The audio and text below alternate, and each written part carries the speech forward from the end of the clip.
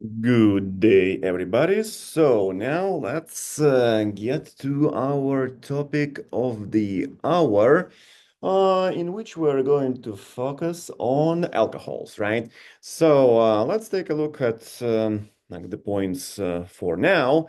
They will be quite specific, but that's how it's going to go, right? So we're going to concentrate on some specific chemical reactions in this case for alcohols, and then we will build up on them as we go. So let's take a look at some structures to help us get more tangible with this topic. All right, so alcohols, as we recall, will need to contain the specific functional group, right? So if we take a look at the skeletal drawing of some example alcohol, it could be exemplified as such, right? So here we'll notice that we're going to have this C carbon OH piece, right? Which will give us the alcohol functional group, right? So yeah, basically it is a hydroxy group if you just split it into smaller parts. So hydroxy group will be attached to the carbon atom. So in this case, also we can think about the classification of alcohols, right? So, for example, in our structure, we are going to observe the so-called primary alcohol, right? So, because here we have the our like alcoholic carbon, right? CH2 with OH specifically, and to this carbon with the hydroxy group, we have only one carbon directly attached, right? Let's show it in green. So that's another CH2 piece right here. So if you kind of like have only one carbon-containing group directly attached to the alcoholic carbon, you are going to have the primary alcohol, right? So as you can see from the get-go, we can already deal with a bunch of kind of like ramifications, right, and details associated with this relatively simple structure, right? So what else can we add, so to speak, here? So we can also add the lone pairs, right, which will be like this. So the oxygen is supposed to have two lone pairs, and it is also divalent. So there is going to be like the second bond, right? So which we can explicitly show as well. So why do we need to show the bond? Because this will help us show the dissociation of alcohols, right? And as you can see, we're continuing to build up here the information on alcohols. So dissociation-wise, what we're going to have is the exemplification of the so-called acidic properties of alcohols, right? So again, you have a little bit of the echo, I would say, from the general chemistry saying to you that, okay, well, acidic properties are kind of like manifested by the ability of the compound to donate an H plus or to lose a proton, right, upon ionization. So now let's maybe kind of like get through that review a little bit. So because it's always good to like pay attention to the fundamentals, right? So not only in science, but in kind of like many other areas of life and sports and such like that, right? So if we take a look at this alcohol, 1, 2, 3, 4, 5, 6. So 6 carbons, right? So 6 carbons total. So let's just show the same alcohols. So 1, 2, 3, 4, 5, 6. And OH, right? OH is right here. So let's think about like the next things in this scaffold strategy, right? So here we can think about the naming, right? So this alcohol contains 1, 2, 3, 4, 5, 6, 6 carbons, right? So let's try to name it, right? So like hex, all right, hexane will be the root of our name, which will correspond to the kind of like parent alkane or alkyl chain that we have in this alcohol, right? It contains 6 carbons, so consequently the root will be hexane for naming of alcohols. So this root will be kind of like loaned, right, or borrowed from the naming system of alkanes, right? So then we're going to, what else? What else are we going to have here? We're going to acknowledge that this is an alcohol by adding the suffix OL to the root, right? So now we have hexanol, right? So now it a lot more sounds like the alcohol name of some sort, right? So also we need to sorry, the carbons here. So the carbons will be named starting with the end, right, closest to the attachment of the hydroxy group, right? So this one is closest, so it's okay to like going to be to be going right to left in this case because this end is closest to the attachment of the OH group, right? 1, 2, 3, 4, 5, nice and staggered, 6, right? So 6 carbons, right? So on carbon number 1, we have our hydroxy group, right? So basically our alcohol is located on carbon number 1, so which we will signify by putting the name or number 1 in front of H here, right? So 1 hexanol. In the kind of basically the way to think about it, on the hexane chain on carbon number 1, you have your alcoholic or hydroxy group, more specifically attached to the carbon, which together with the carbon will make the alcoholic functional group, right? So on carbon number 1, you have your hydroxy group, which makes an alcohol, right? So that's kind of a way to think about it. It's a little bit like maybe too many words, but eventually it will become kind of like easier to deal with that as we go through like various practice problems, homeworks, practice sheets, like worksheets for the class and stuff like that, right? So now let's get to the next item, which will be potentially like item 2. So I'm going to clear everything. So, and then let's say item 2, considering like the first one was item 1, right? So item 2. So what do we have here? So like we are going to deal with the ionization of alcohols, right? So let's show some sort of alcohol like this one, right? So maybe something different just for the sake of diversity. 1, 2, 3, 4, 5. So it's 5 carbons now in our alcohol, and then it's going to be a secondary alcohol, right? Because the alcoholic carbon with an OH group here will be directly attached to 1 and 2. 1, 2.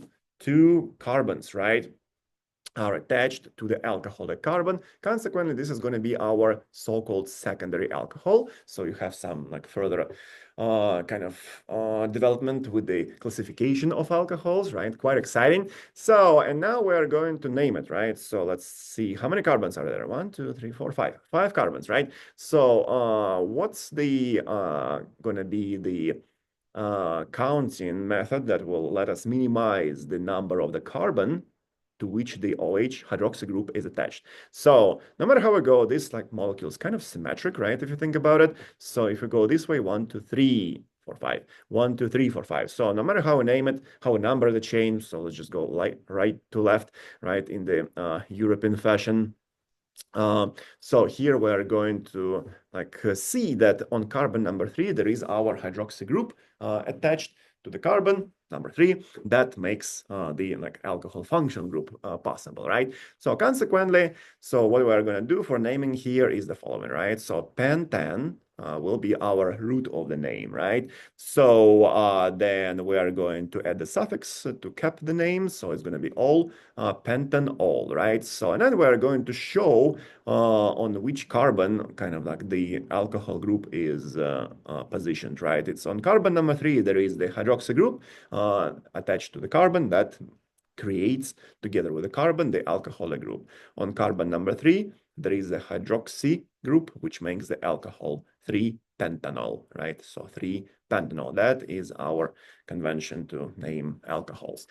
All right, so now let's move on to ionization, right? So finally, ionization time. So what are we going to ionize? So here you are going to concentrate. Let's make a different color here. So this is going to be the group, right? So the OH group will be ionized. It will break the OH bond to achieve the ionization. Okay, quite exciting. Let's show what happens. So here, I guess it's going to be making sense to show the bonds. I remember back in the day, one of the undergraduate TAs who was associated with this course mentioned, please show the bonds, especially in chemical reactions, right? So, because this will help you keep track of what bonds are being broken to potentially like make some sort of compounds, such as ions in our case, right? So, or maybe to make new bonds and new compounds, right? So in this case, we're just going to break the bond and then we're not going to really make anything. So except the ions that will be produced upon the ionization. and breaking of the OH bond, right? So alcohols are weak acids, so consequently, it's going to be a good idea to show the equilibrium arrow when you show the ionization of alcohols, right? So, and now what we're going to have is two things. So basically, one of the things we need to know firmly right away is that the acids are supposed, and alcohols do show the acidic behavior because of this polarity of the OH bond. Don't dissociate the carbon-oxygen bond just yet, right? So only focus on the OH bond. So you're going to have to produce the H plus, which is going to be the proton, right? So H plus, let's just show it right away. And here, even if you kind of struggling maybe with the ions, with the counter ion, which will be shown later, the anion, right? So you at least can show H plus, and it's already going to be a big step in the right direction, right? So you might think about earning some partial credit in a lot of cases. So that's going to be not so bad. So that's already something, right? So even though it's commonplace to acids to lose or donate H plus, right? So now we show the counter ions. So honestly, it's going to be a lot of redrawing, right? So let's redraw it like this. Okay, the carbon-oxygen bond will survive. And now, so we are going to show our counter ions. So if H is kind of going to be produced with a plus charge, then the negative charge will have to be not on the kind of any carbon here, but specifically on the oxygen, right? So because you break the OH bond, H gets a plus, and then oxygen gets the minus, right? Then leave the oxygen with the minus sign, right? Not any other atom, right? So, and then here you go, right? So you have total charge of 0 on this alcohol.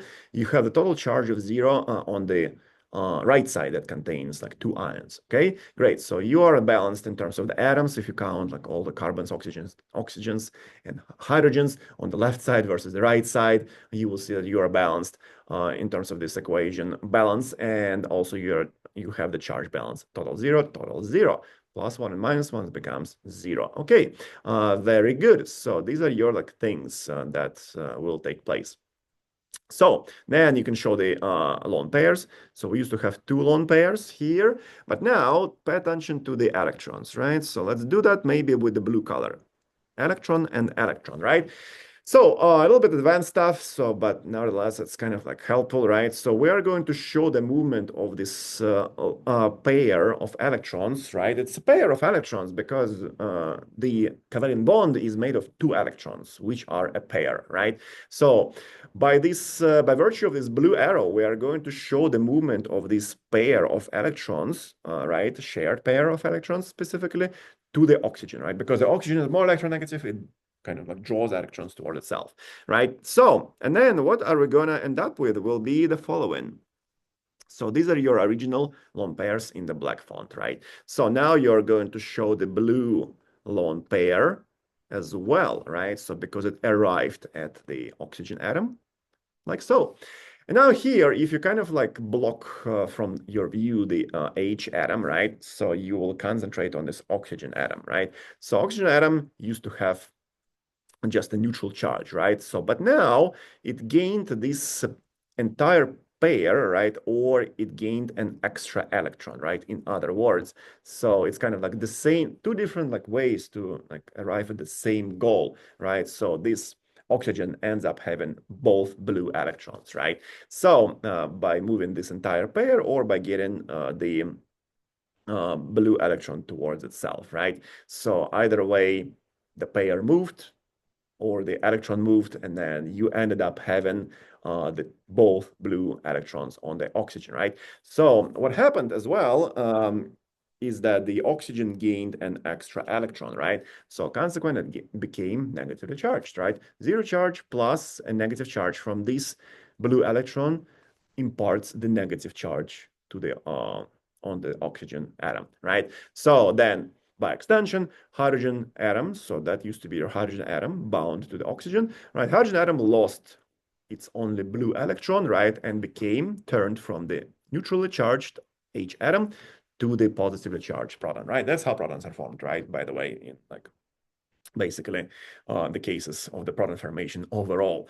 Okay, so now, yeah, here we go, right? So these are our ions, right? So we have I guess got to the bottom of that pretty nicely. So, and here we go. So this is our dissociation, right? Or ionization in more broad terms. So we show the formation of the ions with their charges. We show the lone pairs, right? So 1, 2, and then here we have 1, 2, 1, 2, and 1, 2. So 2 lone pairs, 3 lone pairs, right? Negative charge, neutral, neutral, positive, negative.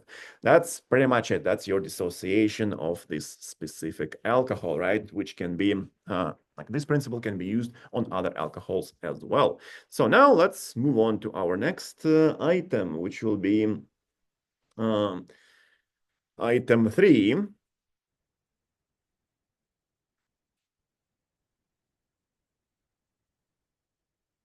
Item 3. So in this case, we're going to take a look at some reactions of alcohol. So maybe it's going to be a good idea to start with the synthesis of alcohols, which for now, so we kind of limit to the hydration of alkenes, right? So let's show some sort of alkene. So maybe we'll start with some kind of like a relatively simple structure, which will be a symmetric alkene, right? Like this. So then we're going to add water to that, H2O. So that is done at the presence of H2SO4, which is used as a catalyst. And here we go, right? We are going to add HOH to this alkene molecule, right? So what's going to happen is the following. So this bond will be broken, right? And then the liberated electrons, right, upon the breaking of this bond, will be able to consume HOH, right? They will be able to attach hydrogen atom and the like OH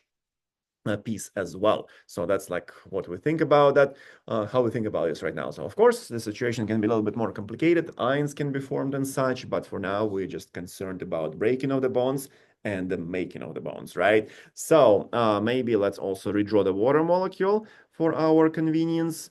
It's going to be looking like this, right? We just want to explicitly show the bonds and electrons which participate in the bond making, breaking and making, right? So that's it.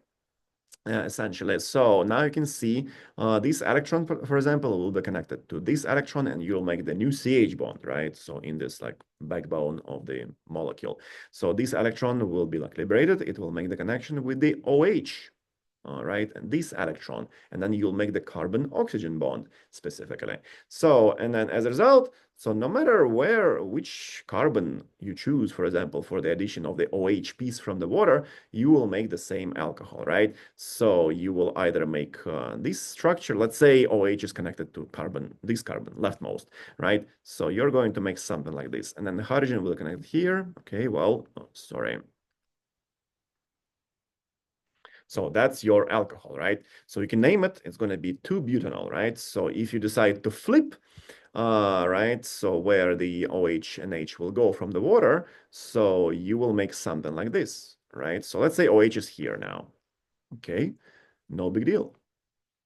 And H is there, right? So if you look at this structure, it's still going to be 2-butanol. You literally make the same molecule. So you're going to make only one isomer because of this like particular structure, symmetrical structure, right, of the starting material, right? Of course, not always is going to be like that. So, but some cases, it could be like relatively simple to decide exactly what structure you're going to like predict and produce, right? So now let's move on to a little bit more complicated case. That's going to be item 4, perhaps. So now we're going to take a look at a little bit more complicated alkene, right? So what do I mean by that? Let's draw this structure, and it's going to be looking like this. So this is our double bond.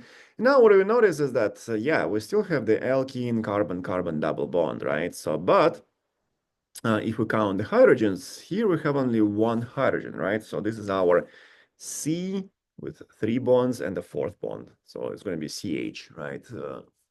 Carbon here. In this case, we have 1, 2, 3, 4. Like 4 bonds are engaged, so there is no place for any other atoms attached. So there is a 0 H's here, right? So that will be a key element once we try to add water to that, right? And perform the hydration reaction. So at the presence of H2SO4, And here we go. So, like, what's going to happen? So, the following thing will happen. So, the hydrogen will go to the carbon, right, with more hydrogens. It will go to the sp2, originally hybridized carbon. Both of them are sp2. So, this is sp2, and this is sp2, right? Because they have this like double bond, right? sp2. So the rule is here that we're going to implement is going to be called or is known as Markovnikov's rule. Markovnikov's rule says that upon the addition of HOH, right, so that's one of the like potential reactants, or HCl, HBr, HI, HF. So that's like what we are going to deal with, right? So if you have the alkene, right? So the hydrogen here, so this guy, will be added to the sp2 hybridized carbon in this alkene carbon-carbon double bond, right? The hydrogen will go to the carbon with more H's, with more hydrogen originally, right? So this carbon contains one H, one hydrogen. This carbon contains zero hydrogens, right? So one is more than zero. Consequently, hydrogen from the water will go to this left side, sp2 hybridized carbon, to produce the future compound, right? So what's going to happen is the following, right? So let's show explicitly those carbons. This like pi bond will be broken. So then sigma bond will stay. That's our methyl groups, right? And we are going to have our original H here. And now this H, let's say, is going to be attached here, right? So to the carbon with more H's. So you see like H's to H's, apples to apples, stuff like that. So then consequently, the OH will have to be attached to the like other liberated electron on the rightmost carbon, right? Like this. So that's your OH piece. And now they're going to make a bond, right? So there's nowhere else for the OH group to go, basically. So that's going to be your alcohol that you are going to form, right? And yeah, that's kind of like the final product. So now you also achieve the so-called change in the hybridization, right? So there used to be sp2 carbon, sp2 carbon. So that's your carbon right there. That's a band, right? So like band of the bond. So that's a carbon. That's another carbon right here. So now this is sp3 carbon, right? So in geometry, each of those carbons also changed according to their hybridization. Okay, so there's some kind of like some rules already in place and details that we need to like keep in mind when we think about those hydration reactions of certain more complicated alkenes, right? So that's going to be like our like scope of the like alkenes hydration for now. And now we are going to move on to further reactions, such as, let's take a look at potentially, I would say, ether formation, right? Because why not? So it's going to be item 5 already at this point. So item 5. Ether formation. So we're going to look at some kind of like specific examples right away. So let's maybe get some kind of like branched alcohol for like our intents and purposes, which is going to be looking like this. And we're going to have also some sort of, let's do the phenyl group right here, right? Aromatic cycle. All right, so let's imagine that this alcohol undergoes the reaction with H2SO4 and 140 degrees Celsius, which is the like temperature point necessary for ether formation, right? Not dehydration. It's a little bit lower temperature for ether formation than for dehydration reactions, right? Albeit conditions are kind of similar, right? So H2SO4 is also present here for the ether formation. So anyway, so what's going to happen, right? So typically, we need to show that two molecules will react, right? So if we have identical alcohols reacting to form the ether, we'll show them like the same molecule side by side, basically, right? Let's redraw this molecule. And now, so we'll just start with the case when we have only one alcohol undergoing the ether formation. All right, so that's pretty identical to me. So what's going to happen is that you are going to release water as a side product, right? So to do that, just kind of like circle H here on one of the molecule. Doesn't matter which one. So I'll just choose the top one. So to be the donor of H, and the bottom one will donate OH, right? So together now you see that you are going to remove HOH or H2O molecule, right? So then you're going to connect the leftover pieces of the organic kind to form your product, right? So here you'll have the liberated electron, right, on the oxygen. And here, so that's a carbon here, CH2 technically, right, which will also have the liberated electron upon the removal of the OH, right? So now those liberated electrons will have to come together, right? So you see, the pieces, the areas where the electrons are liberated will make the new bond.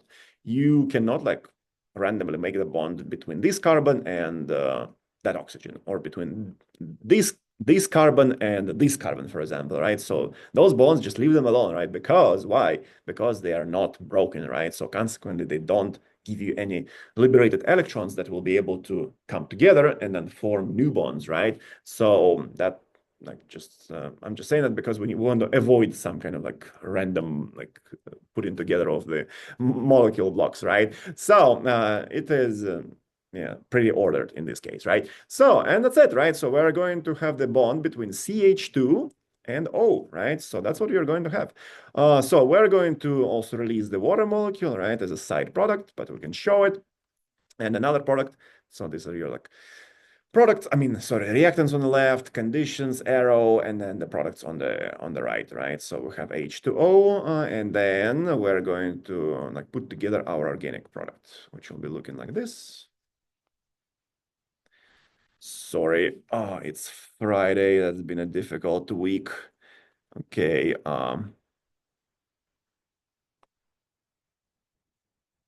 electron.